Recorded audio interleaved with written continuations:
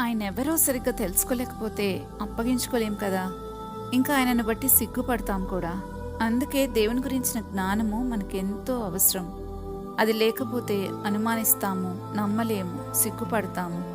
అందుకే మనం నమ్మిన మన ప్రభువుని గురించి బాగా తెలుసుకోవాలి. హోషేయ పుస్తకంలో ప్రభు అంటున్నారు, నా జనులు జ్ఞానం లేక నశించిపోతున్నారు అని. ప్రభువుని గురించి మరి మనకేం తెలుసో ఎవరికి వారమే పరీక్షించి తెలుసుకోవాలి.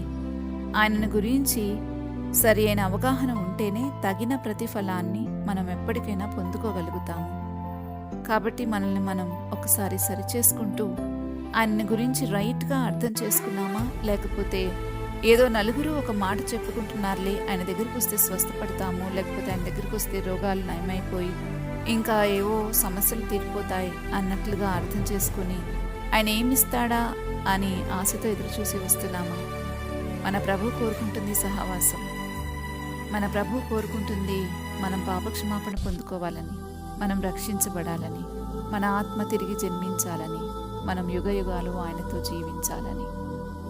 ఈ విషయాలను మనం తెలుసుకోలేకపోతే ఆయన ఇచ్చే వాటిని పొందుకోలేము. ఆయన ఎవరో సరిగ్గా అర్థం కాదు కనుక ఆయన గురించి సిగ్గుపడాల్సిన అవసరం ఉంటుంది. ఒకవేళ బాగా అర్థం చేసుకుంటే ధైర్యంగా నిలబడగలుగుతాం. ఈ మెసేజ్ మీరు పూర్తిగా వినాలి అని అనుకుంటే కింద లింక్ ఇచ్చాము.